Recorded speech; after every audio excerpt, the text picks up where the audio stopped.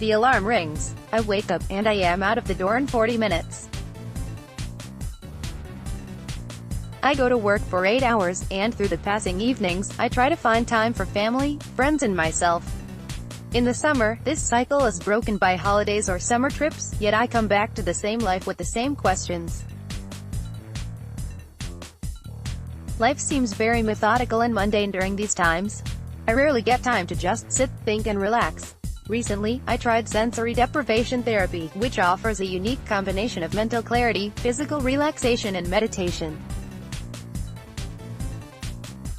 I had the opportunity to try this therapy at an independent, float spa, close to my work. My first visit to the spa was to inquire about the therapy, its benefits and the cleanliness of this therapeutic method. A sense of detachment. When I went to the spa, I was greeted by a nice lady who answered all my questions regarding floating. Sensory deprivation therapy works by adding hundreds of pounds of Epsom salts to about 10 inches, or about 25 centimeters, of water inside a flotation pod. The water is heated to match the floater body temperature, which allows the user to float effortlessly in the water. The ease of floating in the water creates a sense of detachment from one's body.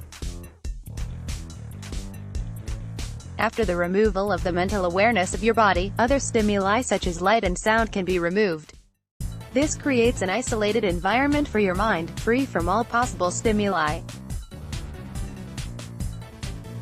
By reducing the brain power needed to respond to different senses, floaters achieve a relaxed state in which thoughts can flow naturally.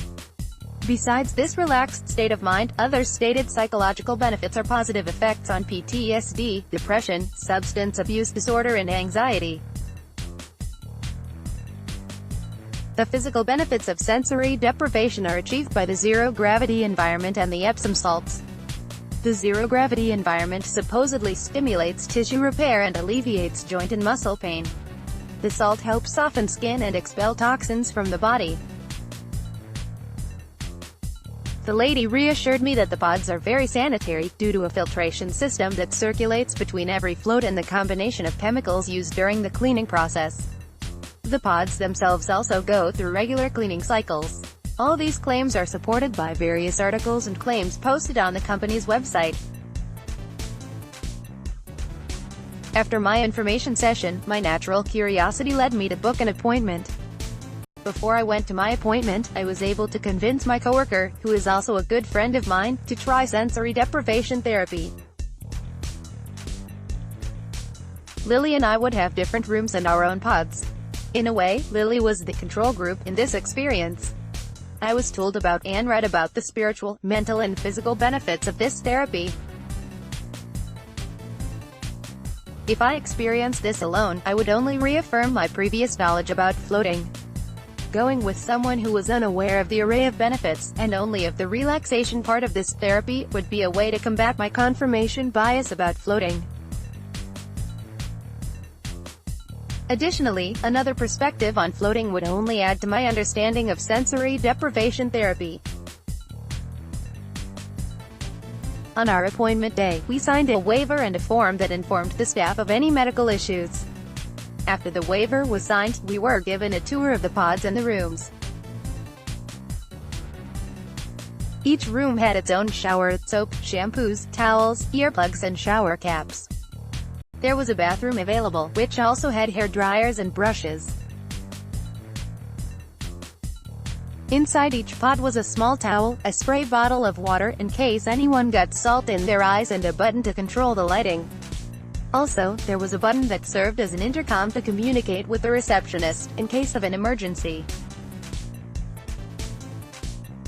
Lastly, we were told that it is recommended to be in the individual pods naked, and without light, to receive the benefits of floating.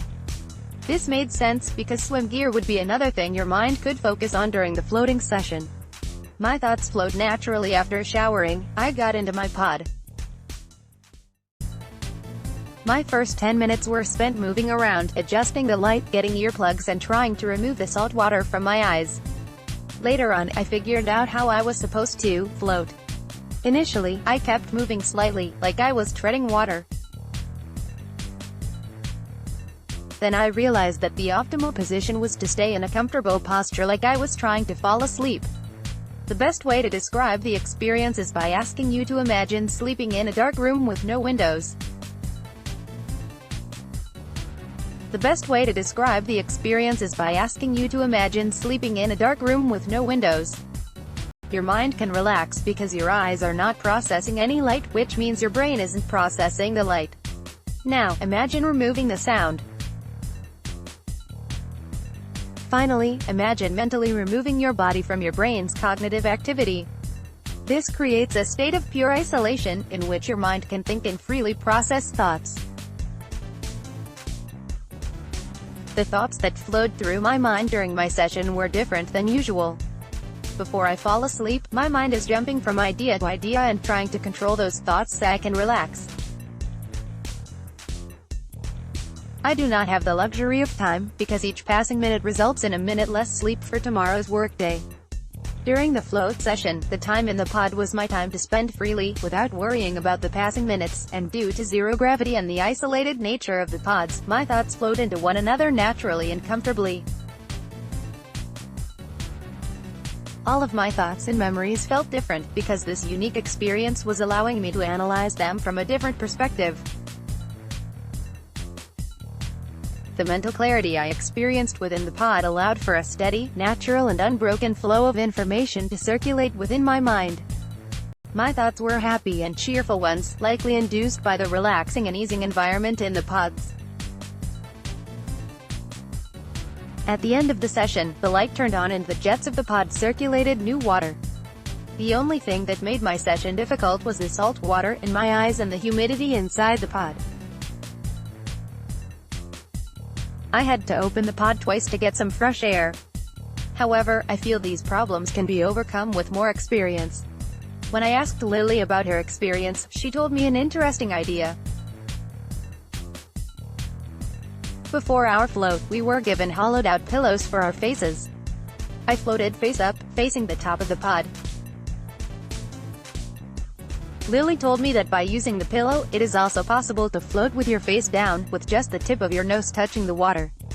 The day of and the day after my float, I felt that my mind was clear and my body was relaxed. I remember waking up in the morning at the same time I always wake up to get to work. However, this time my body felt so relaxed, to the point at which it made getting out of bed more difficult. Later in the day, I asked Lily about her experience. She said that her session was very relaxing, and that it provided a lingering sense of mental clarity that she did not expect to get from this experience. She also said her skin was softer as a result of the floating session. Clear mind, body relaxed. After my experience, most of the people I talked to inquired about hallucinatory experiences in these pods, primarily because Joe Rogan talked about it in a podcast. I did not hallucinate, although I feel that it would be possible to have visions or even hallucinate while in there. Just as with any drug, I feel that sensory deprivation can be mind-altering, but there is a lot of control in the floater hands. It would be possible, after multiple sessions and a deep state of cognition, to have visions or revelations. I do not want to make any bold statements here, because these are just my opinions. Nonetheless, there are many articles and documented accounts about hallucinations resulting from floating in sensory deprivation tanks. Overall, I would say that sensory deprivation is a unique experience that I would definitely try again and recommend to other people. Besides the psychological, physical and spiritual benefits mentioned in this article, I feel that sensory deprivation is a great escape for us in our modern society. We live in a technological age of smartphones and laptops, where information is available to us in seconds, and our lives are stressful due to the engulfing nature of technology and social media. Today, technology and social media play an important role in our relationships, our work and our self-esteem, which makes it hard to step away from these things. While it is difficult to break away and unwind from these aspects of our modern world, sensory deprivation is one way I feel